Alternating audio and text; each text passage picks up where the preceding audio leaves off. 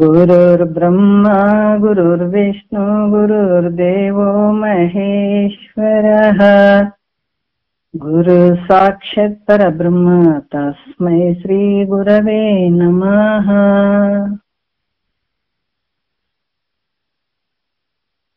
ಶ್ರೀ ಜಗದ್ಗುರು ಸಿದ್ಧಾರೂಢರ ಪಾದಕಮಲಗಳಿಗೂ, ಶ್ರೋತ್ರಿಯ ಬ್ರಹ್ಮನಿಷ್ಠ ಸದ್ಗುರು ಬಸವಾನಂದರ ಪಾದಕಮಲಗಳಿಗೂ, ಅವರ ಪ್ರತಿರೂಪದಂತಹ ನಿಜಗುಣಪ್ಪನವರ ಪಾದಕಮಲಗಳಿಗೂ ನನ್ನ ದೀರ್ಘದಂಡ ಪ್ರಣಾಮಗಳನ್ನ ಸಲ್ಲಿಸುತ್ತಾ, ಎಲ್ಲ ಮಹಾತ್ಮರ ಪಾದಕಮಲಗಳಿಗೂ ನನ್ನ ದೀರ್ಘದಂಡ ಪ್ರಣಾಮಗಳನ್ನ ಸಲ್ಲಿಸುತ್ತಾ, ಮನದಲ್ಲಿ ಸ್ಮರಿಸಿಕೊಳ್ಳುತ್ತಾ, ತಮ್ಮೆಲ್ಲರಿಗೂ ವಂದಿಸುತ್ತಾ, ಇವತ್ತಿನ ನಿಜಗುಂಡ್ರು ಕೈವಲ್ಯ ಪದ್ಧತಿ ಹೇಳದಂತ ವಿಚಾರದಲ್ಲಿ ನಾವು ಜ್ಞಾನ ಪ್ರತಿಪಾದನಾ ಸ್ಥಳ ಆಧಾರದ ವಿಷಯ. ಯಾಕಂತಂದ್ರ ಮನುಷ್ಯ ಪರಿಪೂರ್ಣನಾಗ್ಬೇಕಾಗಿತ್ತು ಅಂತಂದ್ರ ಈ ಬ್ರಹ್ಮಜ್ಞಾನವನ್ನ ಪಡ್ಕೊಂಡಾಗಲೇ ಅತ್ಯಂತ ದುಃಖ ನಿವೃತ್ತಿ ಪರಮಾನಂದದ ಸ್ಥಿತಿ ಬಂದಾಗ. ಇಲ್ಲಂದ್ರ ಅಪೂರ್ಣತ್ವ ಪಡ್ಕೊಂಡಂಗ ನಾವು ಇದನ್ನ ಮಾಡ್ಕೊಳ್ಳದೆ ಇದ್ರೆ, ಅದಕ್ಕಾಗಿ ಮನುಷ್ಯ ಒಂದು ಶರೀರ ಬಂದ್ಬಿಟ್ಟದ. ನರ ಜನ್ಮದಿಂದ ಹೆದೋಳು ಮಿಗಿಲುಂಟೆ ಅಂತ ಮಹಾತ್ಮರು ನಮ್ಗೆ ಎಚ್ಚರಿಕೆಯನ್ನು ಕೊಡ್ತಾರ. ಏನನ್ನ ಪಡ್ಕೊಳ್ಬೇಕನ್ನುವಂಥದ್ದನ್ನ ವಿಚಾರ ಕೂಡ ಹೇಳ್ತಾರ. ಎಲ್ರಿಗೆ ಅನ್ಸ್ಬೋದು, ಈಗೇನ್ ಪ್ರವಚನ ಮಾಡ್ತಾಳ, ಈಗೇನ್ ಹೇಳ್ತಾಳ, ಇಷ್ಟು ಓದ್ಕೊಂಡು ಹೇಳ್ತಾಳ ಮಾಡ್ತಾಳಂತ ಅನ್ಸಿರ್ಬಹುದು, ಬಹುಶಃ ಅನಿಸ್ತದ. ನಾನು ಪ್ರವಚನ ಹೇಳ್ಬೇಕು, ಎಲ್ರಿಗ್ ಕೇಳಬೇಕು, ಎಲ್ರಿಗ್ ಕೇಳಿ ನಾ ತಿಳ್ಕೊಂಡಿದ್ದೀನಿ ಅಂತ ಅನ್ನುವಂಥದ್ದು ಯಾವುದು ಭಾವ ನನಗಿಲ್ಲ. ಯಾವತ್ತು ಹುಟ್ಟಿನಿಂದನೂ ಆ ಸಂಸ್ಕಾರ ಅನ್ನುವಂಥದ್ದು ಬಹಳ ಮುಖ್ಯ ಇತ್ತಲ್ಲ. ಹಂಗಾಗಿ ಬಹಳಷ್ಟು ನನಗ ಮನಸ್ಸಿನಲ್ಲಿ ಒತ್ತಡದಿಂದ ಈ ಮಾರ್ಗಕ್ಕೆ ಹೇಳ್ಕೊಂಡು ಬಂತು. ಇದು ಯಾಕಂದ್ರೆ ಕರ್ಮ ಮತ್ತೆ ನಾವು ಯೋಗ ಅಂತವೆಲ್ಲ ಮೊದಲೆಲ್ಲ ಮಾಡ್ತಿದ್ವಿ, ಅದರಲ್ಲೇ ಇದ್ವಿ. ಕೆಲವೊಂದು ತತ್ವ ಪದಗಳಾಗಿರ್ಬೋದು ಮತ್ತು ವಚನಗಳ ಬಗ್ಗೆ ನಮಗ ಸ್ವಲ್ಪ ಏನಿರ್ಬೋದು ಅನ್ನುವಂಥದ್ದು ಕಾಡ್ತಿತ್ತು, ಕೆಲವೊಂದು ಕ್ವಶನ್ಗಳು. ಯಾಕಂದ್ರೆ ಈಗಾಗ್ಲೇ ಸ್ವಲ್ಪ ವಿಚಾರಗಳು ಹೇಳಿದ್ದೀನಿ ನಾನು. ಕಲ್ಲು ದೇವ್ರು ದೇವರಲ್ಲ, ಮಣ್ಣು ದೇವ್ರು ದೇವರಲ್ಲ, ತನ್ನ ತಾನರಿದೊಡೆ ತಾನಾರೆಂದು ತಿಳಿದೊಡೆ ನಮ್ಮ ಅಪ್ರಮಾಣ ಕೂಡಲ ಸಂಗಮ ದೇವ ಅನ್ನುವಂಥ ಕೆಲವು ವಾಕ್ಯಗಳು ಇವೆಲ್ಲ ಸ್ವಲ್ಪ ಕೊರಿತಿದ್ವು.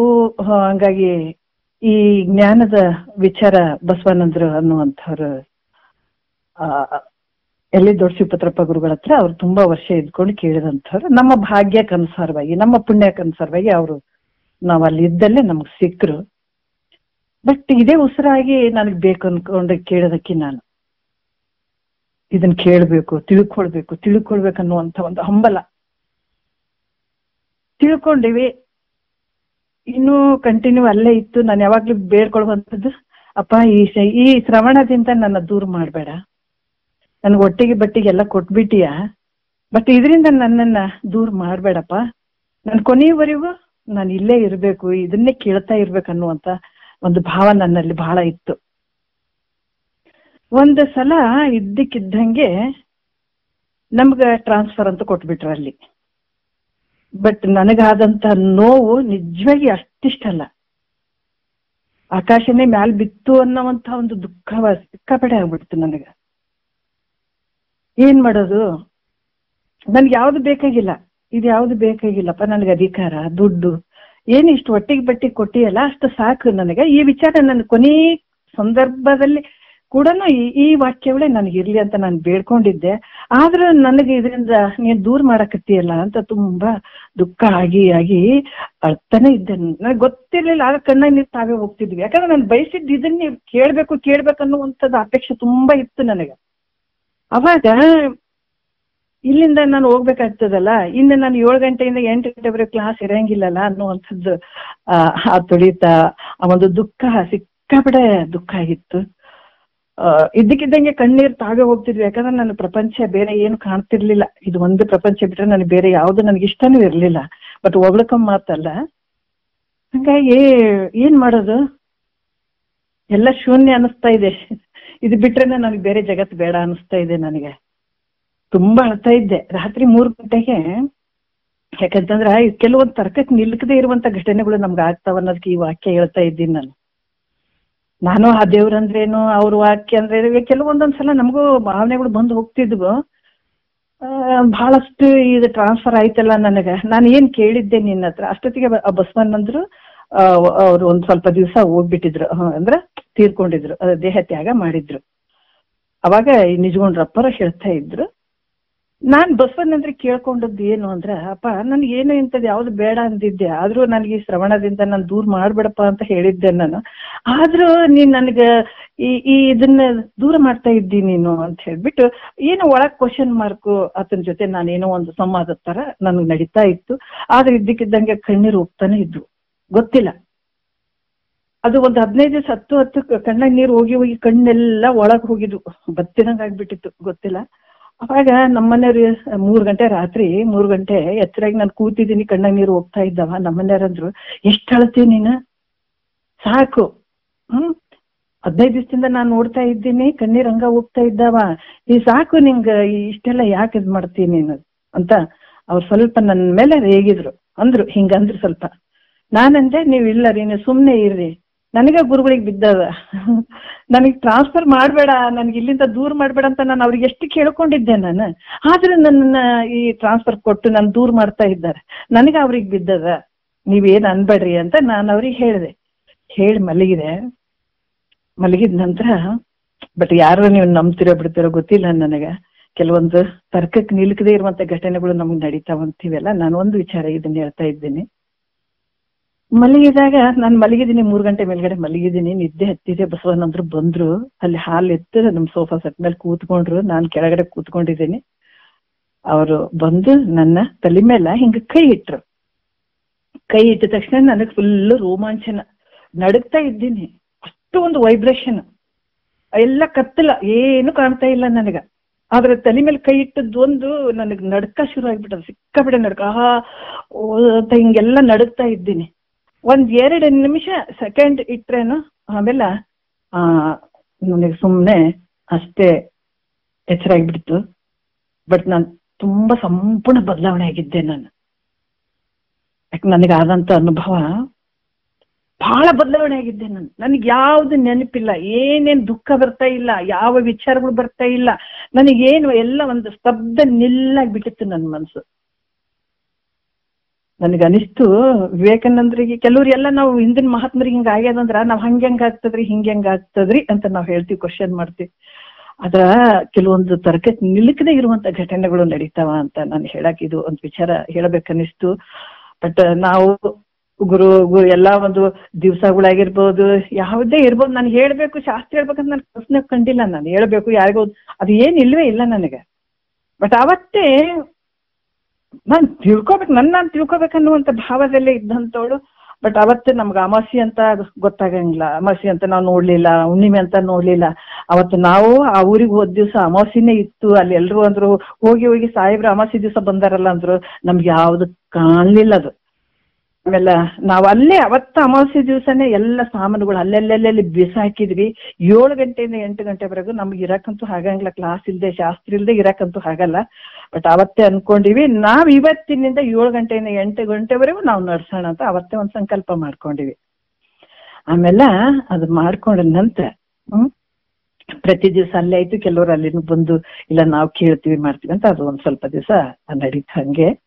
ಅಲ್ಲಿ ಬಿಜಿಪುರ್ ತಾತಾರ್ ಅಂತ ಒಬ್ರು ಬಂದು ಅಲ್ಲಿ ಮಲ್ಲಿಕಾರ್ಜುನ್ ತಾತಾರ್ ಮಠದಾಗ ನಮ್ಗೆ ಉದ್ಘಾಟನೆಗೆ ಪ್ರವಚನಕ್ಕೆಲ್ಲ ಕರೆಸ್ತಿದ್ರು. ಅದನ್ನ ಕೇಳ್ಬಿಟ್ಟು ಅವರು ಹುಣ್ಣಿಮೆ ಕಾರ್ಯಕ್ರಮಕ್ಕೆ ಪ್ರವಚನ ಇಟ್ಕೊಂಡು ನಮ್ಮನ್ನ ಕರೆಸಿದ್ರು. ತುಂಬಾ ದಿವಸ ಕರೆಸಿದ್ರು ಅವರು, ಹುಣ್ಣಿಮೆಗೆ ಒಮ್ಮೆ ಕರೆಸಿದ್ರು.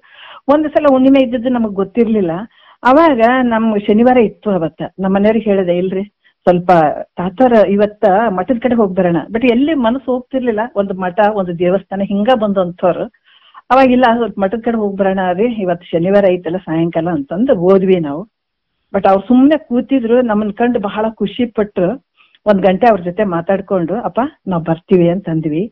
ಅವ್ರಂದ್ರ ಅಮ್ಮ ನಾವು ಟಿಫನ್ ಮಾಡಕ್ ಹೇಳಿದೀನಿ, ನೀವು ಸ್ವಲ್ಪ ಕೂತ್ಕೊಳ್ರಿ ಅಂದ್ರ, ಇಲ್ಲಪ್ಪ ನಾವು ಊಟ ಮಾಡ್ಕೊಂಡು ಬಂದಿದೀವಿ, ಪರವಾಗಿಲ್ಲ ಬೇಡಪ್ಪ ಅಂತಂದ್ವಿ, ನೀವು ತಪ್ಪು ತಿಳ್ಕೊಬಾರ್ದು, ಒಂದ್ ಮಾತು ಹೇಳ್ತೀನಿ ಅಂದ್ರ ಅವ್ರು.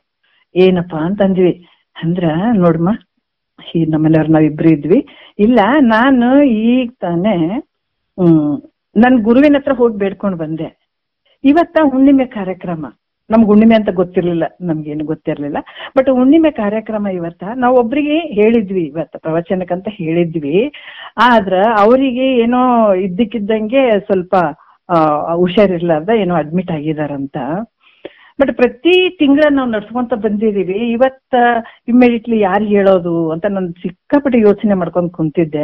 ನಾನು ಗುರುವಿಗೆ ಹೋಗಿ ನಾನು ಬೇಡ್ಕೊಂಡು ಬಂದಿದ್ದೀನಿ, ಹೆಂಗಾರ ಮಾಡಿ ನೀ ಹೆಂಗ್ ವ್ಯವಸ್ಥೆ ಮಾಡ್ತೀನಿ ನನಗೆ ಗೊತ್ತಿಲ್ಲ, ನೀವ್ ಹೆಂಗಾರ ಮಾಡ್ರಿ ಅಂತೇಳಿ ನಾನು ಈ ಸದ್ಯ ಬೇಡ್ಕೊಂಡು ಬಂದು ಕುಂದ್ರಷ್ಟಿಗೆ ನೀವು ಬಂದೀವಿ, ದಯವಿಟ್ಟು ಅಮ್ಮ 7 ಗಂಟೆ ಕ್ಲಾಸ್, 7 ಗಂಟೆಗೆ ಪ್ರವಚನ ಅದೆಲ್ಲ ಸ್ವಲ್ಪ ಹೇಳಿಬಿಟ್ಟು ಮುಗಿಸ್ಕೊಂಡು ಹೋಗ್ರಿ, ಅದನ್ನ ನಾನು ನಿಮ್ಮ ಹತ್ರ ಕೇಳ್ಕೊಳ್ತೀನಿ ಅಂತಂದ್ರು. ನನ್ ಗುರುನೇ ನಿಮ್ಮನ್ನು ಕಳಿಸಿದಾನ ಅಂತ ಅನ್ನುವಂಥ ಒಂದು ವಿಚಾರದಲ್ಲಿ ಅವರು ಹೇಳಿದ್ರು. ಯಾಕಂತಂದ್ರ ಇದು ನಾವು ಮಾಡುವಂಥದ್ದು ಯಾವ್ದು ನಮ್ ಕೈಯಲ್ಲಿಲ್ಲ, ನಿಮಿತ್ತಕ್ಕೆ ಮಾತ್ರ ನಾವು ಮಾಡೋದಷ್ಟೇನೆ. ಯಾಕಂದ್ರೆ ಗುರುಗಳ ಒಂದು ಸಂಕಲ್ಪ ಹೆಂಗಿರ್ತದೋ ಅವ್ರ ಸಂಕಲ್ಪದಿಂದನೇ ನಡೀತದ. ಈಗ ಯಾರೇ ಆಗ್ಲಿ ನಮಸ್ಕಾರ ನನ್ಗ ನೀವು ಹಂಗದ್ರಿ ಹಿಂಗದ್ರಿ ನನ್ಗೆ ಹೊಗಳವಂಥದ್ದಾಗ್ಲಿ, ನಮಸ್ಕಾರ ಮಾಡುವಂಥದ್ದು ಏನೇ ಇದ್ರು ಕೂಡ ಗುರುಪಾದಕ್ಕೆ ತಟ್ಟುತ್ತದ. ನಾನ್ ಹೇಳಕ್ ನಾನು ಅಲ್ವೇ ಅಲ್ಲ ಇಲ್ಲಿ, ಅದಂತೂ 100% ಸತ್ಯ. ಬಟ್ ಯಾವ ಬೇಡಿಕೆ ನಮ್ಮ ಹತ್ರ ಇರ್ತದೆ ಖಂಡಿತ ಗುರುನಾಥ ನಮ್ಗೆ ಸ್ಪಂದನೆ ಮಾಡೇ ಮಾಡ್ತಾನ ಅನ್ನುವಂಥದಕ್ಕೆ ಈ ವಿಚಾರ. ಸುಮ್ನೆ ಕುಂತು ನನಗೇನು ಪ್ರವಚನ ಹೇಳ್ಬೇಕು ಹಂಗ್ ಮಾಡುದು ನಂಗೆ ಖಂಡಿತ ಇಲ್ಲ. ಗುರುವಾಕ್ಯ ಒಂದಿಷ್ಟು ಬಡ್ದಿದಾವ, ಅವತ್ತಿನಿಂದ ನಾನು ಹಿಂಗೆ ಹೇಳ್ಕೊಂತ ಬಂದಿದ್ದೀನಿ. ಬಟ್ ನನ್ನ ಕೈಯಲ್ಲಿ ಅದು ಹೆಂಗೆ ನಡೀತದೆ ನನಗೂ ಗೊತ್ತಿಲ್ಲ.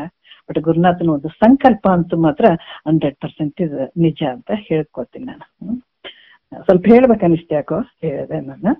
ಇವಾಗ ಎಷ್ಟೊಂದು ಅದ್ಭುತವಾದಂತ ವಿಚಾರ ನಿಜಗುಂಡ್ರೆ ಹೇಳಿದಾರ ಇಲ್ಲಿ. ಇಲ್ಲಿ ಏನು ಹೇಳಿದಾರ ಅಂತಂದ್ರೆ, ಜ್ಞಾನ ಪ್ರತಿಪಾದನಾ ಸ್ಥಳ. ನಾವೇನೇ ಊಟ ಮಾಡ್ಬೇಕಾದ್ರೆ ಕಾಳು ಕಡಿ ಏನೇ ಇರ್ಬೇಕಾದ್ರ ಇವು ಸರಿ ಇಲ್ಪ, ಇವ್ ತೆಗೆದ್ ಬಿಡೋಣ, ಇದರಿಂದ ಏನ್ ಬರ್ತದ, ಅಥವಾ ಊಟ ಮಾಡಾಗ ಏನೇ ಕಸರು ಕಡ್ಡಿಗಳನ್ನ ನಾವು ತೆಗೆದು ಹಾಕ್ತಿವಿ, ಒಳ್ಳೆ ಊಟವನ್ನ ಸ್ವೀಕಾರ ಮಾಡ್ತೀವಿ, ಒಳ್ಳೆ ಕಾಳುಗಳನ್ನ ಸ್ವೀಕಾರ ಮಾಡ್ತೀವಿ, ಒಳ್ಳೆದನ್ನ ನಾವು ಮಾತ್ರ ಸ್ವೀಕಾರ ಮಾಡ್ತೀವಿ ಅಲ್ಲ. ಇಲ್ಲಿ ಕೂಡ ಈ ಜೀವತ್ವ ಭಾವದಿಂದ ಏನ್ ದುಃಖಕ್ಕೆ ಬಂದದ ಜೀವಾತ್ಮ, ಈ ಜೀವ ಅನ್ನುವಂಥದ್ದು, ಯಾಕಂದ್ರೆ ಜೀವ ಭಾವ, ಜೀವತ್ವ ಭಾವ. ನಿನ್ನೆಯ ಒಂದು ವಿಚಾರದಲ್ಲಿ ಇಲ್ಲಿ ಯಾಕಂತಂದ್ರ ಬಹಳಷ್ಟು ವಿಚಾರಗಳನ್ನ ಹೇಳಿದ್ರು.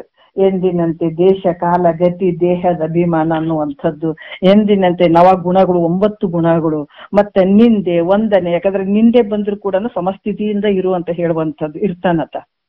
ಜ್ಞಾನಿ ತಿಳ್ಕೊಂಡತ. ಮತ್ತೆ ಹೊಗಳಿದ್ರು ಕೂಡ ಅದಕ್ಕೂ ಕೂಡ ನಿಂದೆ ಸ್ತುತಿ ಏನೇ ಬಂದ್ರು ಕೂಡ ಸಮಸ್ಥಿತಿಯಿಂದ ಇರ್ತಾನ. ಆ ರೀತಿಯಿಂದ ಇವೆಲ್ಲ ಇರ್ತಾನೆ. ಇರದೇ ಇದ್ರ ಜೀವತ್ವ ಭಾವ, ಇನ್ನ ಇದ್ರ ಆ ಪರಬ್ರಹ್ಮನ ಒಂದು ಏನ ಆನಂದ ಅನ್ನುವಂಥದ್ದು, ಅಲ್ಲಿ ಜೀವನ್ ಮುಕ್ತಿ ಆನಂದ ಅನುಭವಿಸ್ಲಿಕ್ಕೆ ಆಗಂಗಿಲ್ಲ ಅಂತ ಅನ್ನುವಂಥದ್ದನ್ನ ನಿನ್ನೆ ಅದ್ಭುತವಾಗಿ ಅಲ್ಲಿ ತಿಳಿಸಿದ್ರು. ಮತ್ತೆ ಜೀವತ್ವ ಭಾವ ಅನ್ನುವಂಥದ್ದು ವಿಚಾರ, ಯಾಕಂದ್ರೆ ಇದಕ್ಕೆ ಅನನ್ಯ ಅಧ್ಯಾಸ ಅಂತ ಹೇಳ್ತಾರ. ಅನಾತ್ಮದಲ್ಲಿ ಆತ್ಮಭಾವ ಮಾಡುವಂಥದ್ದು, ಇದಕ್ಕೆ ಅನನ್ಯ ಅಧ್ಯಾಸ ಅಂತ ಹೇಳ್ತಾರ. ಇವನ್ನ ಸಪ್ರೇಟ್ ಮಾಡೋದು. ಅದಕ್ಕೆ ಇದು ಹೆಂಗದಂದ್ರ, ಬೊಮ್ಮವನರಿವಿನೆಂದು ಬಳಲುವರು ತಮ್ಮ ನೇತಿ ಗಳೆದು ಅನ್ಯವನ್ನೇ ನೋಡಿ ಮನುಜರು ಅಂತ ಹೇಳಿದಾರ ಅವರು. ಪರಮಾತ್ಮನ ಪರಬ್ರಹ್ಮನ್ನ ಹೊರಗ್ ತಿಳ್ಕೊತೀವಿ ಅಂತ ಹೋಗ್ತಾರ ತಮ್ಮನ್ನ ಬಿಟ್ಬಿಟ್ಟು. ಅವ್ರು ಹೇಳ್ತಾರ ನೋಡ್ರಿ, ಯಾಕಂದ್ರ ತಿಳಿದು ಮೊದಲ ತತ್ವ ಕುಳವೆಲ್ಲವನು ನೇತಿಗಳದು ಅವ ಅನಾತ್ಮಕವೆಂದು ಬಳಿಕವನು ಒಳಗಧಿಕರಣವೆನಿತ ನಿರ್ವಿಕಾರ ಸಂದುಳುಮೆ ತಾವೆಂಬ ವಿವೇಕವನ್ನು ಬಳಿ ಬಿಡಿಯದೆ ಬೊಮ್ಮವನರಿವು. ತಿಳಿದು ಮೊದಲೇ ತತ್ವ ಕುಳ. ಶರೀರ ಅಂದ್ರೇನು, ಇದ್ರ ಒಳಗಡೆ ಏನೇನದಾವ ನಿನ್ನ ನೀ ಫಸ್ಟ್ ತಿಳ್ಕೊ. ನಿನ್ನ ಶರೀರ ಹೆಂಗ್ ಬಂದ ತಿಳ್ಕೊ, ಈ ಶರೀರಕ್ಕೆ ಆಧಾರವಾಗಿರುವಂತದ್ದು ಏನದಂತ ತಿಳ್ಕೊ. ಹೊರಗಡೆ ನೋಡಕ್ ಹೋಗ್ತೀಯಲ್ಲಪ್ಪ. ಅದಕ್ಕೆ ಈ ವಿಚಾರದಲ್ಲಿ ಅವರು ಹೇಳ್ತಾ ಇದ್ದಾರೆ, ಯಾವ್ದು ಅನಾತ್ಮವಾಗಿರುವಂಥದ್ದು ನಮ್ಮ ಶರೀರ. ಯಾಕಂದ್ರೆ ಜೀವ, ಈ ಹೃದಯ ಗ್ರಂಥಿ ಅನ್ನುವಂಥದ್ದು ಜೀವ ಭಾವ ಆಗ್ಯದ. ಅಧ್ಯಾಸ ರೂಪವಾದಂಥ ಹೃದಯ ಗ್ರಂಥಿ ಜೀವ ಭಾವ ಆಗ್ಯದ. ಅದಕ್ಕೆ ಈ ಹೃದಯ ಗ್ರಂಥಿಯನ್ನ ಈ ಛೇದನ ಮಾಡುವಂಥದ್ದು. ಈ ಮುಂದಿನ ಪದ್ಯದಲ್ಲಿ ದೇಹಕ್ಕೆ ವಿಲಕ್ಷಣನಾಗಿರುವಂಥದ್ದು ನಿನ್ನ ಸ್ವರೂಪ ಅನ್ನುವಂಥ ವಿಚಾರದಲ್ಲಿ ಈಗ 42ನೇ ಪದ್ಯದಲ್ಲಿ ಹೇಳ್ತಾರ. ಏನ್ ಹೇಳ್ತಾರ ನೋಡ್ರಿ, ಇಲ್ಲಿ ಕೆಲವು ವಿಚಾರಗಳನ್ನ ಹೇಳ್ತಾರ. ಅಲ್ಲಿ ಗೊತ್ತಾಯ್ತು ಜೀವತ್ವ ಯಾವುದು, ಜೀವತ್ವ ಭಾವ ಯಾವುವು ಅಂತ ಹೇಳ್ಬಿಟ್ಟು ಅಲ್ಲಿ ಗೊತ್ತಾದವು. ಇಲ್ಲಿ ಕೂಡ ಹೇಳ್ತಾರ, ಎನ್ನೊಡನೆ ಸಮರಸವಿನ್ನು ಬೇಡಲೆ ಮುನ್ನಿನಂತೆ ತನುವೆ ನೀನು ಅನ್ಯ ಎನಗೆ. ಇಷ್ಟು ದಿವಸ ನಾನು ನೀನು ಅಂತ ಕೂರ್ಕೊಂಡೇ ಬಂದಿವಿ. ಒಂದು ಜನ್ಮ ಅಲ್ಲ, 2 ಜನ್ಮ ಅಲ್ಲ, ಜನ್ಮ ಜನ್ಮಾಂತರದಲ್ಲಿ ಬಂದಿದ್ದೀವಿ. ನೀನೇ ನಾನು, ನಾನೇ ನೀನು ಅಲ್ಲ. ಈಗ ಗೊತ್ತಾಗಿದೆ ನನ್ಗ, ಗುರು ಮುಖಾಂತರ ನನಗ ಗೊತ್ತಾಗಿದೆ ಈಗ.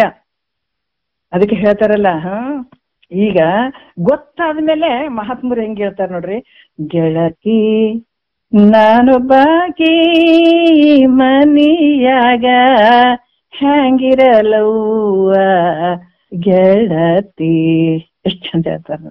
ಯಾಕಂದ್ರ ಇದು ಒಂದು ಮನಿ ನೋಡ್ರಿ. ಅದಕ್ಕೆ ಬಾಳ ಅದಕ್ಕೆ ಇವಾಗ ಹೇಳ್ತಾರ, ನೀ ಮೊದಲ ನಾನು ನೀನು ಒಂದೇ ಅಂತ ತಿಳ್ಕೊಂಡ್ಬಿಟ್ಟಿದೀವಪ್ಪ. ಇವಾಗ ನನಗೇನ್ ಅನಿಸ್ತದ, ಎನ್ನೊಡನೆ ಸಮರಸವಿನ್ನು ಬೇಡಲೆ. ಮೊದಲ ಅಜ್ಞಾನ ಕಾಲದಲ್ಲಿ ನಾನು ನೀನು ಕೂಡ್ಕೊಂಡು ಒಂದೇ ಆಗಿದ್ದೀವಿ. ಹೆಂಗಾಗಿದ್ವಿ? ನಾನು ಬೇರೆ ಅಲ್ಲ, ನೀನು ಬೇರೆ ಅಲ್ಲ. ಯಾವಾಗ? ಅಜ್ಞಾನ ಕಾಲದಲ್ಲಿ. ಶರೀರ ಇದ್ರೆ ನಾನು ಇದ್ದೀನಿ, ಶರೀರ ಹೋದ್ರೆ ನಾನು ಹೋದೆ ಅಂತ ಅನ್ನುವಂತಹ ಭಾವ ನೀನು ನಾನು ಕೂಡ್ಕೊಂಡು ಒಂದಾಗಿದ್ವಿ. ಈಗ ಏನಾಗ್ಯದ? ಈಗ ನಾನೇ ನೀನು, ನೀನೇ ನಾನು ಅನ್ನುವಂಥ ಸಮರಸ ಭಾವದಲ್ಲಿ ನಾವಿದ್ವಿ. ಸಮರಸ. ಅದಕ್ಕ ಈಗ ನನಗೆ ಏನಾಗ್ಯದ? ಈಗ ನನಗೆ ಗೊತ್ತಾಗ್ಯದಪ್ಪ, ನೀನೇ ಬೇರೆ ನಾನೇ ಬೇರೆ. ನಿನಗ ನನಗೆ ಏನ್ ಸಂಬಂಧ ಇಲ್ಲ ನೋಡು, ಹೌದಲ್ಲ? ಯಾಕಂದ್ರ ನೀನ್ ಬೇರೆ ಅನ್ನೋದು ನನಗೆ ಗೊತ್ತಾಗ್ಬಿಡ್ತು. ಈಗ ನಿನ್ನಿಂದನೇ ನನಗೆ ಬಹಳ ನಿನ್ನೆ ನಚ್ಕೊಂಡದಕ್ಕಾಗಿ ನನಗೆ ಇಷ್ಟು ದುಃಖ ಆಗಿದೆ. ಇಷ್ಟು ಜನ್ಮಗಳು ಬಂದದ್ದು ಯಾತಕ್ಕಂದ್ರೆ ನಿನ್ನ ನಚ್ಕೊಂಡದಕ್ಕಾಗಿ. ನಿನ್ನ ಜೊತೆ ನಾನು ಏನ್ ಹೇಳ್ತಾರೆ ಸಮರಸದಿಂದ ಇದ್ದದಕ್ಕಾಗಿ ನನಗೇನಾಗ್ಯದ? ಈಗ ದುಃಖ ಬಂದಿತ್ತು. ಇವಾಗ ನನಗೆ ಗೊತ್ತಾಗ್ಯದ. ಏನ್ ಗೊತ್ತಾಗ್ಯದ? ನಾನು ನೀನು ಈಗ ಬೇರೆನೆ ಅನ್ನುವಂಥದ್ದು ಗೊತ್ತಾಗ್ಯದ. ಇನ್ ಮೇಲೆ ಒಂದಿರಂಗಿಲ್ಲ. ಯಾಕಂತಂದ್ರ ನೀನ್ ಹೆಂಗಿದೆ? ಬೇರೆ ಆಗಿದೆ. ನೀನು ಭಿನ್ನನಾಗಿದೆ. ನಾನ್ ಬೇರೆ ಆಗಿದ್ದೀನಿ, ನೀನ್ ಬೇರೆ ಆಗಿದೆ. ಅದಕ್ಕೆ ಇಲ್ಲಿ ಏನ್ ಹೇಳ್ತಾರ? ಆತ್ಮನ ಒಂದು ವಿಚಾರವನ್ನ ಹೇಳ್ತಾರ. ಆತ್ಮ ಅನಾತ್ಮಗಳ ಒಂದು ತಾಧ್ಯಾತ್ಮ ರೂಪೇನು ಒಂದೇ ಅದಲ್ಲ, ಇದು ಹೃದಯ ಗ್ರಂಥಿಯ ರೂಪ. ಜೀವ ಭಾವವನ್ನ ನಿವಾರಣೆ ಮಾಡ್ತಾರೆ. ಆತ್ಮನವೇನದಾವ, ಅನಾತ್ಮನವೇನದಾವ ಅಂತ ಅನ್ನುವಂತ ಜೀವ ಭಾವವನ್ನ ನಿವಾರಿಸುವಂಥದ್ದು, ಅದು ಛೇದನ ಮಾಡುವಂಥದ್ದು, ಅದು ತೆಗೆಯುವಂತ ಕೆಲಸ ಇಲ್ಲಿ ನಡೀತದೆ ಈಗ ಅಲ್ಲ. ಇದು ಒಂಥರ ಆಪರೇಷನ್ ಇದ್ದಂಗ್ರಿ.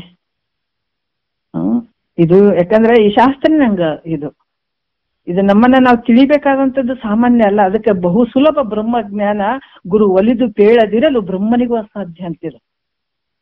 ಅಂತಹ ಒಂದು ಶ್ರೀರಾಮಚಂದ್ರ ಶ್ರೀಕೃಷ್ಣ ಪರಮಾತ್ಮ ಇಂಥ ಒಂದು ಜ್ಞಾನವನ್ನು ಪಡ್ಕೊಂಡಿದ್ದಾರೆ.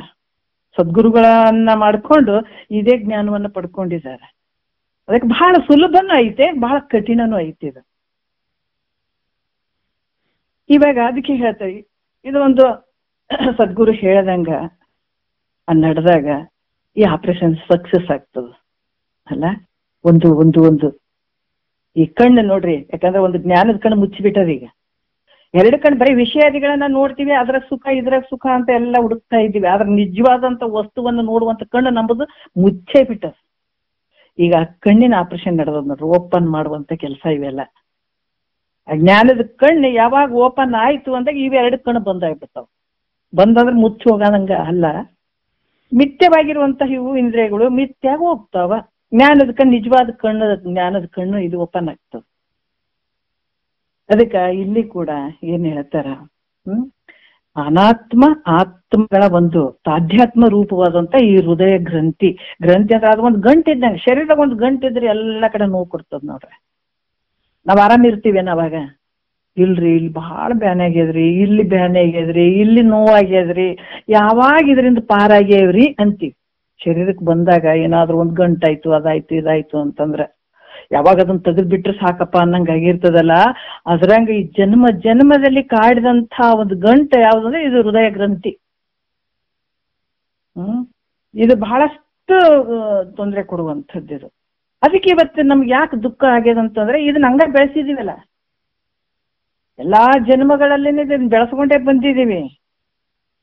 ಹಂಗಾಗಿ ಇದು ಹೃದಯ ಗ್ರಂಥಿಯ ರೂಪ. ಈ ಜೀವ ಭಾವವನ್ನ ನಿವಾರಿಸುವಂತ ಕೆಲಸ ಸದ್ಗುರುವಿನ ಅಲ್ಲಿ ಆ ಶಕ್ತಿ ಐತೆ, ಅದನ್ನ ಮಾಡ್ತಾರ ಅವ್ರು. ಈಗ 1ನೆಯ ನುಡಿಯಲ್ಲಿ ಹೇಳ್ತಾರ, ಏನ್ ಹೇಳ್ತಾರ ನೋಡೋಣ.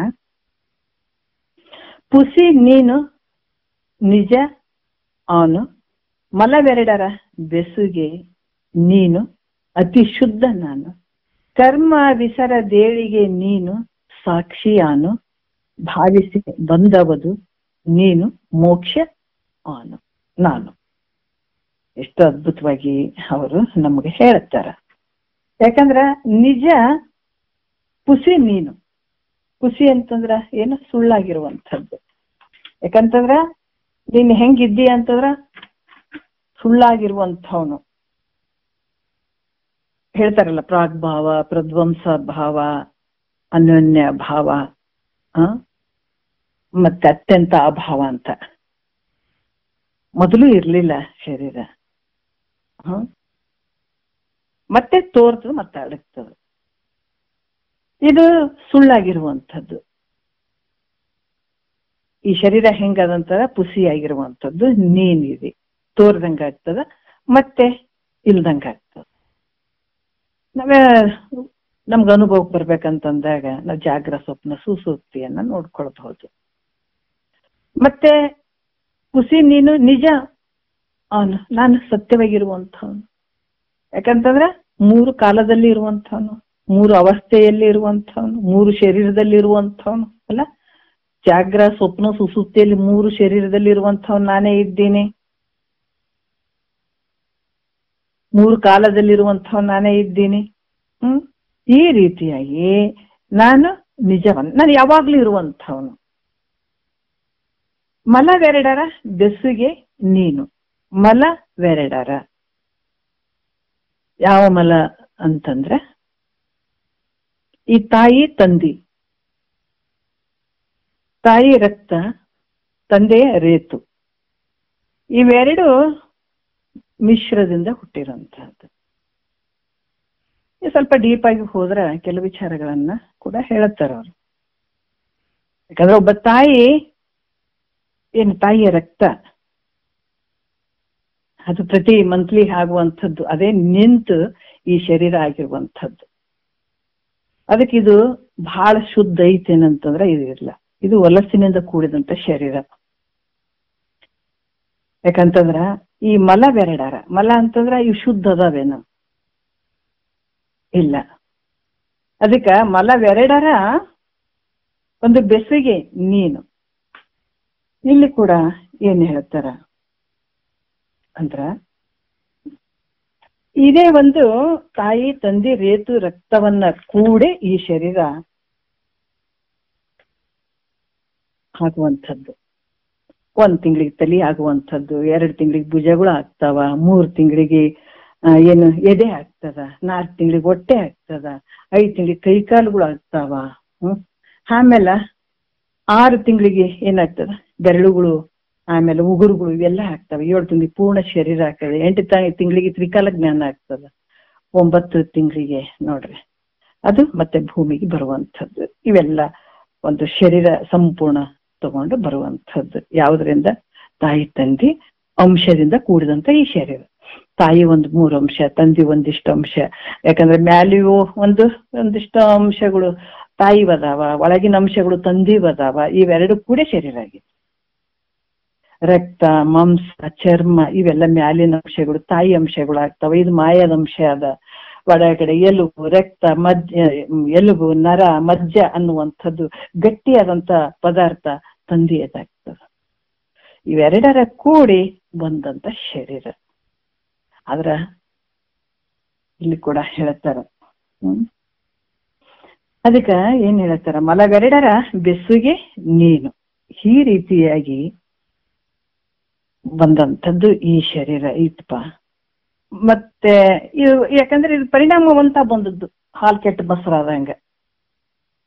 ರೇತು ರಕ್ತದಿಂದ ಕೂಡಿದಂಥದ್ದು ಕ್ರಮವಾಗಿ ಪರಿಣಾಮ ಹೊಂದಿ ಇಷ್ಟೆಲ್ಲ ಶರೀರ ಆಗಿ ರೆಡಿ ಆಗಿಬಿಡ್ತು. ಆದ್ರೆ ಶುದ್ಧವಾದ ವಸ್ತುವಿನಿಂದ ಆಗ್ಯದೇನು ಅಂತಂದ್ರ ಶುದ್ಧವಾದಂಥದ್ರಿಂದನೇ ಆದಂಥದ್ದು ಈ ಶರೀರ. ಮತ್ತೆ ನೀನು ಅತಿ, ಯಾಕಂದ್ರೆ ಬೆಸುವಿಗೆ ನೀನು ಅತಿ ಶುದ್ಧ, ನಾನೇನಾದ್ರೂ ನನಗೇನಾದ್ರೂ ಬೆರ್ತದೇನು ಇಲ್ಲ, ನಾನು ನಿಷ್ಕಲ್ಮಶ ಪರಿಶುದ್ಧ, ನನಗಿದು ಯಾವುದು ಇಲ್ಲ, ನನಗೆ ಯಾವುದು ನನ್ನಲ್ಲಿ ಇಲ್ಲ, ನಾನು ಬಹಳ ಶುದ್ಧವಾಗಿರುವಂಥವ್ ನಾನು ಆತ್ಮ ನೋಡ್ರಿ. ಅದಕ್ಕೆ ಶುದ್ಧ ನಾನು. ಕರ್ಮ ವಿಸರದೇಳಿಗೆ ನೀನು, ನೀನ್ ಹೆಂಗಿದಿ ನೀನು ನೋಡ್ರಿ, ಶರೀರಕ್ಕ ಹೇಳ್ತಾ ಇದೆ ಆತ್ಮ ಹೆಂಗ, ನೀನ್ ಹೆಂಗಿದೆಪ್ಪ ನೀನು. ಯಾಕೆ ಹೇಳ್ತೀನಿ, ನೀನ್ ಸಿಟ್ಟು ಮಾಡ್ಕೋಬೇಡ, ಯಾಕಂದ್ರೆ ಜನ್ಮ ಜನ್ಮಾಂತರ ನಾನು ನೀನು ಒಂದೇ ಅಂತ ಬಂದವರು, ನಾನು ತಿಳಿಸಿ ಹೇಳಕತ್ತೀನಿ ನೀನ್ ಹೆಂಗ್ ಬೇರೆ ಇದಿ, ನಾನ್ ಹೆಂಗ್ ಬೇರೆ ಅದೀನಿ ಅಂತ ತಿಳಿಸಿ ಹೇಳಕತ್ತೀನಿ, ನೀ ಸಿಟ್ಟು ಮಾಡ್ಕೋಬೇಡಪ್ಪ ಅಂತ ಹೇಳುವಂಥದ್ದು. ಅದಕ್ಕೆ ನಾನು ಕರ್ಮ ವಿಸರದೇಳಿಗೆ ನೋಡ್ರಿ ಏನಂದ್ರ ಅತಿ ಶುದ್ಧ ನಾನು, ಕರ್ಮ ವಿಸರದೇಳಿಗೆ ನೀನು ಅಂದ್ರ ಕರ್ಮ ವಿಸರ ಅಂದ್ರೆ ಸಮೂಹದ ಏಳಿಗೆ ನೀನು ಅನ್ನುವಂಥದ್ದು. ಏಳಿಗೆ ಅಂದ್ರೆ ಹೆಚ್ಚಾಗಿರುವಂಥದ್ದು. ಯಾವ ರೀತಿ ಇಲ್ಲಿ ಹೇಳ್ತಾರೆ, ಕರ್ಮ ವಿಸರದ ಏಳಿಗೆ ಅಂತಂದ್ರೆ ಕರ್ಮಗಳ ಒಂದು ಸಮೂಹ. ಏನ್ ಕರ್ಮ? ಈ ಶರೀರ ಇವಾಗ ಯಾಕೆ ತಗೊಂಡು ಬಂದಿದೀವಿ ನಾವು ಅಂದ್ರೆ ನಮ್ಮ ಕರ್ಮಕ್ಕನುಸಾರವಾಗಿ. ಮೊದಲ ಜನ್ಮದ ದೇಹವಿನ್ನು ಮುಂದೊದಗುವ ದೇಹವೇ ಬೇರೆ ಬೇರೆ, ಪುದಿದು ನೀನೋರ್ವನವರ ಒಳಗಲ್ಲದೆ ಕರ್ಮದುದಯದಿಂ ದೇಹಿಯಾಗಿಹುದರಿಂದ. ಯಾಕೆ ಈ ಶರೀರ ಬಂತು ಇಷ್ಟೆಲ್ಲ ಒತ್ಕೊಂಡು ತಿರುಗಾಡ್ತೀವಲ್ಲ, ಇದು ಒಂದು ಪನಿಷ್ಮೆಂಟ್ ಪರಮಾತ್ಮಂದು. ಏನ್ ಪನಿಷ್ಮೆಂಟ್ ಅಂದ್ರ ನಮ್ಮನ್ನ ನಾವು ತಿಳ್ಕೊಳ್ಳಾರ್ದಕ್ಕ ಈ ಶರೀರ ಒತ್ಕೊಂಡು ತಿರುಗಾಡೋದೆ ಪಾಳಿ ಬಂದದೆ. ಎಷ್ಟು ಕಷ್ಟ ಅಲ್ಲ, 70-80 ವರ್ಷ ನಾವಿದ್ರು ಕೂಡ ಈ ಶರೀರವನ್ನು ಒತ್ಕೊಂಡು ತಿರುಗಾಡ್ಬೇಕಲ್ಲ. ಯಾಕಂದ್ರೆ ಮಹಾತ್ಮರಿಗೆ ಇದು ಮಹಾತ್ಮರಿಗೆ ಗೊತ್ತಾಗ್ತದೆ ಇದು ಎಷ್ಟು ದೊಡ್ಡ ಕಷ್ಟ ಅಂತ ಅವ್ರಿಗೆ ಗೊತ್ತಾಗ್ತದೆ. ಯಾಕಂದ್ರೆ ನಮ್ಗೆ ಗೊತ್ತಾಗಂಗಿಲ್ಲ, ಇನ್ನ ನಾವ್ ಇನ್ನ ಕನಸ್ನಾಗ ಅದೀವಿ, ಹೊರಗೆ ಬಂದಿಲ್ಲ ನಾವು. ಇಂಥ ಶರೀರವನ್ನು ಒತ್ಕೊಂಡು ತಿರುಗಾಡ್ಬೇಕಾಗ್ತದಲ್ಲ, ಇದು ಪನಿಷ್ಮೆಂಟ್. ನಾವು ತಿಳ್ಕೊಳ್ಳಾರ್ದಕ್ಕೆ, ನಮ್ಮನ್ನ ನಾವು ತಿಳ್ಕೊಳ್ಳಾರ್ದಕ್ಕೆ ಇದು ದೊಡ್ಡ ಪನಿಷ್ಮೆಂಟ್. ಅದಕ್ಕೆ ಈ ಶರೀರ ಹೆಂಗ್ ಬಂತು ಅಂತಂದ್ರೆ ನಾವು ಹಿಂದೆ ಮಾಡಿದಂತ ಒಂದು ಪಾಪ ಪುಣ್ಯಗಳಿಗೆ ಅನುಸಾರವಾಗಿ ಆ ಕರ್ಮವನ್ನ ಅನುಭವಿಸ್ಲಿಕ್ಕೆ ಈ ಶರೀರ ಬಂತು. ಅದು ಭೋಗದ ವಿಚಾರಗಳಾಗಿರ್ಬೋದು, ಭೋಗದ ಒಂದು ವಸ್ತುಗಳಾಗಿರ್ಬೋದು, ಅಥವಾ ಮೋಕ್ಷವನ್ನು ಪಡ್ಕೊಳಕಾದ್ರೂ ಆಗಿರ್ಬೋದು. ಯಾಕಂದ್ರೆ ಪಾಪ ಪುಣ್ಯದ ಮಿಶ್ರದಿಂದ ಬಂದಂತ ಶರೀರ, ಒಂದ್ರಿಂದ ಅಂತಲ್ಲ. ಜಗತ್ತಿನೊಳಗೆ ಬಹಳ ಶರೀರಗಳು, ಯಾಕಂದ್ರೆ ಉದ್ಬೀಜ, ಸ್ವೇದಜ, ಅಂಡಜ, ಜರಾಯುಜ ಅಂತ 4 ರೀತಿ ನಮ್ಗೆಲ್ಲ ಅನುಭವಕ್ಕೆ ಬರ್ತದಿಲ್ಲ. ನಮ್ಮ ಅನುಭವ ಬಿಟ್ಟು ಬೇರೆ ವಿಚಾರಗಳು ಇದ್ರಾಗ ಇಲ್ವೇ ಇಲ್ಲ. ನಾವು ನೋಡ್ತೀವಿಲ್ಲ, ಉದ್ಬೀಜ ಅಂತಂದ್ರೆ ಏನು ಅಂದ್ರೆ ಭೂಮಿಯಲ್ಲಿ ಸೀಳ್ಕೊಂಡು ಹುಟ್ಟುವಂತ ಜೀವಿಗಳು, ಗಿಡ ಮರಗಳು. ಎಲ್ಲೆಲ್ಲೋ ಗಟ್ಟಿ ಪದಾರ್ಥ ಇರ್ತದ, ಗಟ್ಟಿ ಮಣ್ಣು ಇರ್ತದ, ಗಟ್ಟಿ ಭೂಮಿ ಇರ್ತದ, ಅಲ್ಲಿ ಕೂಡ ಸೀಳ್ಕೊಂಡು ಹುಟ್ಟುತ್ತದ ನೋಡ್ರಿ ಆ ಸಸಿಗಳು ಅಲ್ಲಿ. ಯಾಕಂದ್ರೆ ಈ ಉದ್ಬೀಜ, ಸ್ವೇದಜ ಬೆವರಿನಿಂದ ಬರುವಂತ ಜೀವಿಗಳಾಗಿರ್ಬೋದು, ಅಂಡಜ ಅಂದ್ರೆ ತತ್ತಿಯಲ್ಲಿ ಬರುವಂತ ಜೀವಿಗಳು ನಾವು ನೋಡ್ತೀವಿ, ನಮ್ಗೆ ಅನುಭವ ಐತಲ್ಲ, ಎಲ್ಲ ನೋಡ್ತೀವಿ. ಜರಾಯುಜ ಅಂದ್ರೆ ಮಾಸಿನಿಂದ ಬರುವಂತ ಜೀವಿಗಳು. ಅದಕ್ಕೆ ನಿಜಗೊಂಡು ಹೇಳ್ತಾರಲ್ಲ, ಏನ್ ಹೇಳ್ತಾರ, ನಾವು ಇದನ್ನ ತಿಳ್ಕೊಳಕ್ಕಿಂತ ಮುಂಚೆ ಹಂಗ್ ಹುಟ್ಟಿದ್ರೆ ಚಂದ್ರಿ, ಗಿಡವಾದರೂ ಚೆನ್ನ, ಮರವಾದರೂ ಚೆನ್ನ, ಅದಾದ್ರೂ ಚೆನ್ನ, ಇದಾದ್ರೂ ಚೆನ್ನ ಅಂತ ನಾವ್ ಹೇಳ್ತಿರ್ತೀವಿ. ಆದ್ರೆ ಹೆಂಗ್ ಬಂತು ಅಂತಂದಾಗ ಆ ಶರೀರಗಳು ಹೆಂಗ್ ಬಂದವು? ಯಾಕಂದ್ರೆ ಎಲ್ಲದರಲ್ಲಿ ಜೀವಾತ್ಮ, ಎಲ್ಲದರಲ್ಲಿ ಪರಮಾತ್ಮ ಇದ್ದಾನ, ಪರಬ್ರಹ್ಮ ಸ್ವರೂಪನೇ ಎಲ್ಲ ರೂಪನು. ಆದ್ರೆ ಈ ಶರೀರ ಹೆಂಗ್ ಬಂದ್ ತಗಲ್ಕೊಂತು ಅಂತಂದ್ರೆ ಪಾಪ ಪುಣ್ಯಗಳ ರೂಪವಾಗಿ. ಗಿಡ ಮರಗಳಲ್ಲೂ ಭಗವಂತ ಇದ್ದಾನ, ಪ್ರಾಣಿ ಪಕ್ಷಿಗಳಲ್ಲೂ ಭಗವಂತ ಇದ್ದಾನ, ನಿನ್ನಲ್ಲೂ ಭಗವಂತ ಇದ್ದಾನ, ಅಣುರೇಣು ತುಣಕಾಶದಲ್ಲಿ ಭಗವಂತ ಇದ್ದಾನ, ಏಕದೇವ ಸರ್ವಭೂತೇಶು ಗೂಢ, ಎಲ್ಲಾ ಕಡೆ ಇರುವಂತವನು ಭಗವಂತನೇ ತುಂಬಿದ. ಆದ್ರೆ ಈ ಶರೀರ ಬಂದ್ ತಗ್ಲಾಕೊಂಡ್ ಬಿಟ್ಟದಲ್ಲಪ್ಪ. ಅಂದ್ರ ಪಾಪಾನುಗುಣದಿಂದ ಗಿಡ ಮರ ಕ್ರಿಮಿಗಳ ರೂಪಾಗಿ, ಕೀಟ ಪತಂಗಾದಿಯಾಗಿ, ಆ ಪಕ್ಷಿ ಕುಲವಾಗಿ, ಮೃಗಜಾತಿಯಾಗಿ, ಮೇಲೆ ಪಶುರೂಪಾಗಿ ಭೂಭಾದೆಗಲಸಿ ಈ ಶರೀರ ಹಿಂಗ್ ಬಂತು. ಯಾಕಂದ್ರೆ ದೇವತೆಗಳಿಗೂ ಶರೀರ ಐತೆ, ಇಲ್ಲಂತಲ್ಲ. ಅವು ಪಾಪ ಪುಣ್ಯದಿಂದನೇ ಬಂದಂತ ಶರೀರಗಳು, ಅವಕ್ಕೂ ಕೂಡ. ಪ್ರಾಣಿ ಪಕ್ಷಿಗಳಿಗೂ ಪಾಪ ಪುಣ್ಯದಿಂದನೇ ಬಂದಂಥದ್ದು. ಮನುಷ್ಯ ನಿನಗೂ ಪಾಪ ಪುಣ್ಯದಿಂದನೇ ಈ ಶರೀರ ಇಲ್ಲಿಗೆ ಬಂದು ನಾವೆಲ್ಲರೂ ಯಾಕೆ ಅದೀವಿ ಅಂತಂದ್ರೆ ನಮ್ಮ ಪಾಪ ಪುಣ್ಯಗಳ ಕರ್ಮಕ್ಕನುಸಾರವಾಗಿ ಇಲ್ಲಿ ಭೋಗ ನಮ್ಗ ಅದ. ಹೆಂಗದ ಮೇನ್ ಪಿಕ್ಚರ್ ರೀಲ್ ಮಾಡಿರ್ತೀವಲ್ಲ, ಆ ರೀಲ್ ತರ ನಾವು ಕಟ್ಕೊಂಡು ಬಂದ್ಬಿಟ್ಟಿದೀವಿ ಬೆನ್ನಿಗೆ. ಈಗ ಮತ್ತದನ್ನ ಏನ್ ಚೇಂಜ್ ಮಾಡಕ್ ಸಾಧ್ಯನೇ ಇಲ್ಲ. ಯಾವ್ದು ಚೇಂಜ್ ಮಾಡ್ತೀನಿ ಅನ್ನೋಕೆ ಸಾಧ್ಯನೇ ಇಲ್ಲ. ಏನ್ ಕಟ್ಕೊಂಡು ಬಂದಿವಿ ಅದನ್ನ ಭೋಗಿಸ್ಲೇಬೇಕಿಲ್ಲ. ಆ ಪ್ರಾರಬ್ಧಕ್ಕೆ ಅನುಸಾರವಾಗಿ ಈ ಶರೀರ ಬಂದು ಈ ಗಿಡ ಮರಗಳಿಗೆ ಎಲ್ಲ ಪ್ರಾಣಿ ಪಕ್ಷಿಗಳಿಗೆ ಇವಕ್ಕೆಲ್ಲ ಬಂದಿದೆ ಅಂತಂದ್ರ ಆ ಶರೀರ ಹೆಂಗ್ ಬಂತಂದ್ರ ಎರಡು ಮಿಶ್ರದಿಂದನೇ ಅಲ್ಲಿ ಪಾಪ ಜಾಸ್ತಿ, ಪಾಪದ ಫಲ ಜಾಸ್ತಿಯಾಗಿ ಪುಣ್ಯ ಸ್ವಲ್ಪ ಇರ್ತದಲ್ಲಿ. ಎರಡು ಮಿಶ್ರ ಇರ್ತಾವ, ಆದ್ರ ಪಾಪದ ಫಲ ಜಾಸ್ತಿ ಇರ್ತದ, ಪುಣ್ಯ ಸ್ವಲ್ಪ ಇರ್ತದೆ. ಆ ಶರೀರಗಳು ಅಲ್ಲಿ ಬಂದವು, ಆ ತರ ಶರೀರಗಳು ಬಂದವು ಅವಕ್ಕೆಲ್ಲ. ಮತ್ತೆ ದೇವತೆಗಳಿಗೆ ಬಂತಲ್ರಿ, ಮತ್ತೆ ಅದನ್ನ ಪಾಪ ಪುಣ್ಯದಿಂದಾನೇ ಬಂದಂಥದ್ದು. ಮತ್ತ ಅವಕ್ ಹೆಂಗ ಅಂದ್ರ ಅವಕ್ಕ ಪುಣ್ಯ ಜಾಸ್ತಿ ಇರ್ತದ, ಪುಣ್ಯದ ಪ್ರಭಾವ ಜಾಸ್ತಿ, ಆದ್ರ ಪಾಪದ ಸ್ವಲ್ಪ ಇರ್ತದ ಅಲ್ಲಿ. ಮನುಷ್ಯನಿಗೆ ಮಾತ್ರ ಎರಡು ಸಮ, ಪಾಪ ಪುಣ್ಯ ಎರಡು ಮಿಶ್ರ ಇರ್ತಾವ. ಇಲ್ಲಿ ಪಾಪರ ಅನುಭವಿಸ್ಬೋದು, ಯಾಕ ಪಾಪದ್ದು ದುಃಖ, ಪುಣ್ಯದ್ದು ಸುಖ. ಜಗತ್ತಿನ ಎಷ್ಟೇ ಕೋಟಿಗಟ್ಲೆ ಇದ್ದಾನಂದ್ರೆ ಮೂರೇ ಇದಕ್ಕೆ ಫಲಗಳು. ಏನು, ಒಂದು ಸುಖ ಅನುಭವಿಸ್ಬೋದು, ಒಂದು ದುಃಖ ಅನುಭವಿಸ್ಬೋದು, ಇಲ್ಲಾಂದ್ರೆ ಎರಡು ಮಿಶ್ರ ಇರ್ತಾವ. ಇವು ಮೂರೇ. ಯಾವಾಗ ನಾವು ಪ್ರಾರಬ್ಧವನ್ನು ಒತ್ಕೊಂಡು ಬಂದಿದ್ದೀವಿ ಇಲ್ಲಿ, ಅಲ್ಲಿಯ ಮಠ ಅಲ್ಲಿ ತನ ಈ ಶರೀರ ಇರ್ತದೆ. ಯಾವಾಗ ಈ ಪ್ರಾರಬ್ಧ ಮುಗಿತು ಅಂತಂದಾಗ ಒಂದು ಕ್ಷಣ ಒಂದು ಹನಿ ನೀರ್ ಬಾಯಲ್ಲಿ ಹಾಕೋತೀನಿ ಅಂದ್ರೆ ಸಾಧ್ಯ ಇಲ್ಲ. ಎಲ್ಲ ಲಿಮಿಟೆಡ್. ನಾವು ಪಕ್ಕ ಇದನ್ನ ತಿಳ್ಕೊಂಡಿವಿ ಅಂದ್ರ ಬಹಳಷ್ಟು ಮೈ ಒಂಥರ ಭಯ ಆಗ್ಬಿಡ್ತದೆ. ನಾವೆಷ್ಟು ಆಯುಷ್ಯವನ್ನು ಹಿಂಗೆ ಕಳ್ಕೊತಾ ಇದ್ದೀವಿ ಅಲ್ಲ ಅನ್ನುವಂತ ಭಯ ಆಗ್ತದೆ. ಯಾಕಂದ್ರೆ ನಮ್ಗೆ ಜನ್ಮಗಳು ಇಲ್ಲ ಅಂತಲ್ಲ. ಅದಕ್ಕ ಹೇಳ್ತಾರಲ್ಲ, ಬಾಲಕ ತರುಣ ಜರಜೀರ್ಣ ರೂಪಾಗಿ ಮೇಲೆ ನರಕಿಯಾಗಿ ಬಳಿಕಿ ಕ್ರಮದೋಳು ತಾಳಲಾರೆನು ತನುವನು ಶಂಭುಲಿಂಗವೇ ಪಾಲಿಸೆಂದರಿಗೆ ಭಿನ್ನೈಪಿ ಭೀತಿಯಳು. ನೋಡ್ರಿ, ಯಾಕಂತಂದ್ರ ಬಾಲಕ ತರುಣ ಜರಜೀರ್ಣ ರೂಪಾಗಿ ಶರೀರ ಷಡ್ಭಾವ ವಿಕಾರಕ್ಕೆ ಒಳಗಾಗ್ತಾ ಬರ್ತದ. ಒಂದಲ್ಲ ಎರಡಲ್ಲ. ಅದಕ್ಕೆ ಏನ್ ಮಾಡಿದ್ರು ಕೂಡ ಅದು ನಿಲ್ಲಂಗಿಲ್ಲ, ಅದು ಕೆಡ್ತಾನೆ ಬರ್ತದ. ಅದು ಸ್ವಭಾವಕ್ಕೆ ನಾಶ ಆಗ್ತದೆ. ಶರೀರ ನಾಶ ಆಗಿ ಹೋಗೋದೆ. ಇಷ್ಟೇ ಮುಗಿತಪ್ಪ ಜೀವನ, ಇನ್ನಾಯ್ತು ಮುಂದೆ ಲೋಕಗಳು ಇಲ್ಲ ನಮಗ ಅಂತ ನಾವೇನಾದ್ರೂ ಅನ್ಕೊಂಡ್ರ ಹಂಗಿಲ್ಲಲ್ಲಪ್ಪ. ಮೇಲೆ ನರಕಿಯಾಗಿ ಅಂತ ಹೇಳ್ತಾರ ಅವರು. ಅದಕ್ಕೆ ಹೇಳ್ತಾರಲ್ಲ, ಯಮನ ದೂತರು ಬಂದು ಎದೆಗೊದ್ದೊಯ್ಯುವಾಗ ಏನೆಂದು ನಾ ಹೇಳಲಿ, ಭವಬಂಧನಾದಿ ಕಡೆ ಮಾಡೆನ್ನನು ಕರುಣೆಯ ಸದ್ಗುರುವೇ. ಎಷ್ಟು ಅದ್ಭುತವಾಗಿ ಹೇಳ್ತಾರಲ್ಲ ಮಹಾತ್ಮರು. ಅದಕ್ಕೆ ಹಂಗಿಲ್ಲ, ಎಲ್ಲ ಲಿಮಿಟ್. ನಾವೀಗ ಇದ್ದೀವಿ, ನಮ್ಮ ಇಂದ್ರಿಯಗಳು, ಶರೀರದಲ್ಲಿ ಇರುವಂತ ಇಂದ್ರಿಯಗಳು ಕೂಡ ಲಿಮಿಟ್. ಕಣ್ಣು ಯಾವಾಗ ಮಂಜಾಗ್ತಾವೋ, ಕಿವಿ ಯಾವಾಗ ಹೋಗ್ತಾವೋ, ಕಾಲು ಯಾವಾಗ ಬೀಳ್ತಾವೋ, ಕೈ ಯಾವಾಗ ಹೋಗ್ತಾವೋ ಗೊತ್ತೇ ಇಲ್ಲ ಅಲ್ಲ. ಆದ್ರ ನಿನ್ನ ಪ್ರಾರಬ್ಧದಾಗ ಏನದ ಅಷ್ಟಷ್ಟು ಲಿಮಿಟ್ ಮಾತ್ರ ಅದಾವ ಇವೆಲ್ಲ.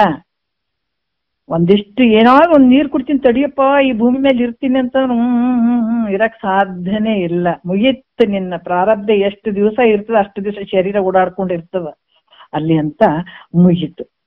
ಅದಕ್ಕೆ ನಿನ್ ಹೆಂಗಿದೆ ಅಂತಂದ್ರೆ ಇಂಥ ಎಲ್ಲ ಕರ್ಮಗಳ ಒಂದು ಸಮೂಹದಲ್ಲಿ ಇರುವಂಥವ್ ನೀನಿದಿ. ಎಲ್ಲ ಪಾಪ ಪುಣ್ಯ ಸುಖ ದುಃಖ ಒಂದಲ್ಲ ಎರಡಲ್ಲ, ಷಡ್ಭಾವ ವಿಕಾರಕ್ಕೆ ಒಳಗಾಗ ನೀನು. ನಾಶ ಆಗ್ತಿದೀವಿ, ಸ್ವಭಾವತ ನಾಶ ಆಗ್ತದೆ ಶರೀರ, ಕೆಟ್ಕೊಂತ ಬರ್ತದಿದು. ಅದಕ್ಕ ವಿಸರದೇಳಿಗೆ ನೀನು ನಾನೇನಿದೀನೀಗ, ಅದಕ್ಕೆ ತಿಳಿಸಿ ಹೇಳ್ತೀನಿ ನೋಡು, ನೀ ಕೇಳು ಅಂತ ಆತ್ಮ ಹೇಳ್ತಾ ಇದ್ದಾನೆ. ನೀನ್ ತಿಳಿಸಿ ಹೇಳ್ತೀನಿ ನೋಡು, ಸ್ವಲ್ಪ ತಿಳ್ಕೊ ಒಂಚೂರು. ಸಿಟ್ಟು ಮಾಡ್ಕೋಬೇಡ. ಇಷ್ಟು ದಿವಸ ನನ್ನ ಜೊತೆ ಇದ್ದು ಬಿಟ್ಟು ಈ ತರ ಮಾಡಕತ್ತೀಯನಂತ ನೀನ್ ಅನ್ಕೋಬೇಡ. ನೀನ್ ಇಷ್ಟೆಲ್ಲದಕ್ಕೂ ಗುರಿ ಆಗ್ತೀನಿ ನೋಡು. ಆದ್ರೆ ನಾನ್ ಹೆಂಗದೀನಿ ಈಗ, ನಿನಗೆಲ್ಲದಕ್ಕೂ ಸಾಕ್ಷಿ ರೂಪವಾಗಿ ನಾನು ಅದೀನಿ. ಮೊದಲೂ ಇದ್ದೆ. ಮೊದಲೇನ್ ಶರೀರಗಳು ಬಂದ್ವಾ, ನಿನ್ನ ಪಾಪ ಪುಣ್ಯಕ್ಕೆ ಅನುಸಾರವಾಗಿ ಕರ್ಮ ಸಲುವಾಗಿ ಏನ್ ಶರೀರಗಳು ಬಂದ್ವಾ, ಅವಾಗ ನಾನೇ ಇದ್ದೆ, ಸಾಕ್ಷಿ ರೂಪವಾಗಿದ್ದೆ. ನೀನ್ ಪಾಪ ಮಾಡಿದ್ರೆ ಪಾಪವನ್ನ ಅನುಭವಿಸಕ್ ಸಾಕ್ಷಿ ಇದ್ದೆ, ಪುಣ್ಯ ಮಾಡಾಗ ಪುಣ್ಯ ಸುಖ ಅನುಭವಿಸಾಗ ಅವಾಗೂ ಸಾಕ್ಷಿ ನಾನಿದ್ದೆ. ನೀ ಏನೇನ್ ಮಾಡ್ತಿದ್ದಿ, ಪಾಪದ ಕೆಲಸಗಳಾರ ಮಾಡು, ಪುಣ್ಯದ ಕೆಲಸಗಳಾರ ಮಾಡು, ನೀ ಯಾವ ಕೆಲಸ ಮಾಡಿದ್ರೆ ನಾನು ಸಾಕ್ಷಿ ರೂಪವಾಗಿದ್ದೀನಿ ನೋಡಪ್ಪ. ಅದಕ್ಕೆ ಹೇಳ್ತಾರ ಅವರು, ನಾನು ನಿನ್ನ ಬಾಲ್ಯ ಯೌವನ ಮುಪ್ಪು ಏನ್ ಬರ್ತಾವಂದ್ರು ಕೂಡ ಬಾಲ್ಯವನ್ನ ನಾನೇ ತಿಳ್ಕೊಳ್ತೀನಿ. ಯೌವನವನ್ನ ನಾನೇ ತಿಳ್ಕೊಳ್ತೀನಿ, ಮುಪ್ಪನ್ನ ನಾನೇ ತಿಳ್ಕೊಳ್ತೀನಿ, ಕೊನೆಗೆ ನಾವು ನೀನೇನು ಯಾಕಂತಂದ್ರ ಈ ಶರೀರ ಹೋಗೋದು ಕೂಡ ನಾನೇ ತಿಳ್ಕೊತೀನಿ. ಇದನ್ನು ನೋಡಿದಾರೆ ಮಹಾತ್ಮರು. ಹೋಗ್ತಾ ಇದೆ ಈ ಶರೀರ ಅನ್ನುವಂಥದ್ದು ಗೊತ್ತು ಮಾಡಿದ್ದಾರೆ. ನೀವು ಮಾತು ಉಪಕಾರ ಮಾಡ್ಯದ ಅಂತಂದ್ರಂತ ಅಪ್ಪಾಜಿ ಸಿದ್ದೇಶ್ವರ ಅಪ್ಪಾಜಿ ಹೇಳಿದ್ರಂತ. ನೋಡ್ರಿ ಯಾವ ರೀತಿ ಸಾಕ್ಷಿ ರೂಪ, ಯಾವ ನೆಲೆಯಲ್ಲಿ ಯಾವ ರೀತಿಯಲ್ಲಿ ಅವರು ನಿಂತಿರ್ಬಹುದು ಅದ್ರಲ್ಲಿ. ಅದಕ್ಕೆ ಇಲ್ಲಿ ಕೂಡ ಹೇಳ್ತಾರ, ಒಂದು ಬಾಲ್ಯ, ಯೌವನ, ಮುಪ್ಪು ಎಲ್ಲಕ್ಕೂ ಸಾಕ್ಷಿಯಾಗಿರುವಂಥವ್ ನಾನು. ಮತ್ತೆ ನಿಮ್ ಮ್ಯಾಲ ಏನೇನ್ ಲೋಕಕ್ಕೆ ಹೋಗ್ತಿದಿ, ನರ್ಕಕ್ಕೆ ಹೋಗೋದು, ಸ್ವರ್ಗಕ್ಕೆ ಹೋಗೋದು, ಏನೇನ್ ಭೋಗಿಸಿದಿ ಎಲ್ಲದ್ರಾಗ ನಾನೇ ಇದ್ದವನೇ. ಮತ್ತೆ ನಿನಗೇನ್ ಬೇರೆ ಬೇರೆ ಶರೀರಗಳು ಬರ್ತಾವ ಮುಂದೆ ಮತ್ತನ. ಯಾಕ ಸ್ವರ್ಗಕ್ಕೆ ಹೋಗ್ಬೇಕಾದ್ರೆ ಬೇರೆ ಶರೀರ ಬರ್ತದ, ನರ್ಕಕ್ಕೆ ಹೋಗ್ಬೇಕಾದ್ರೆ ಬೇರೆ ಶರೀರ ಬರ್ತದ.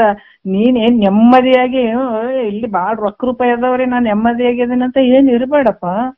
ಅದ್ರ ಮುಂದೆ ಕೂಡ ಶರೀರಗಳು ಬರ್ತಾವಲ್ಲ, ಆ ಎಲ್ಲದೇ ನಾನೇ ಇದ್ದಾವ ನೋಡ್ರಿ. ಅದಕ್ಕೆ ನಾನು ಎಲ್ಲಕ್ಕೂ ಸಾಕ್ಷಿ ಅದೀನಿ. ಭಾವಿಸೆ ಬಂದವುದು ನೀನು ಮೋಕ್ಷ ಮಾನು. ವಿಚಾರ ಮಾಡಿ ನೋಡಿದ್ರ ನೀನು ಬಂದ ಹೌದು, ನಾನು ನೀನ್ ದುಃಖದಿಂದ ಕೂಡಿದಂಥವನು, ಬಂಧದಿಂದ ಕೂಡಿದಂಥವನು. ಆದ್ರ ನಾನ್ ಹೆಂಗದೀನಿ ಅಂದ್ರ ಮೋಕ್ಷವನ್ನ, ನನಗೆ ಯಾವ ಬಂಧನ ಇಲ್ಲ, ನಾನು ಆನಂದ ಸ್ವರೂಪದೇನಿ ನಾನು. ಅದಕ್ಕೆ ಮೋಕ್ಷವಾನು ಅನ್ನುವಂಥ ವಿಚಾರವನ್ನ ಅವರು ಹೇಳ್ತಾರ. ಮತ್ತೆ ಎರಡನೆಯ ನುಡಿ, ಈಗ ಬಹಳ ತಗೊಳೋದ್ ಬೇಡ, ಬೇಗ ಬೇಗ ಮುಗ್ಸಕ್ಕೂ ಆಗಲ್ಲ, ಸ್ವಲ್ಪ ಹೋಗೋಣ ಪರವಾಗಿಲ್ಲ. ಎರಡನೇ ನುಡಿಯಲ್ಲಿ ನುಡಿಯನ್ನು ಇಟ್ಕೊಂಡು ನಾಳೆ ಮಾತಾಡೋಣ. ಒಂದೆರಡು ಮಾತು ಗುರುಗಳ ಪಾದಕ್ಕೆ ಅರ್ಪಿಸಿ ಹರ ಓಂ.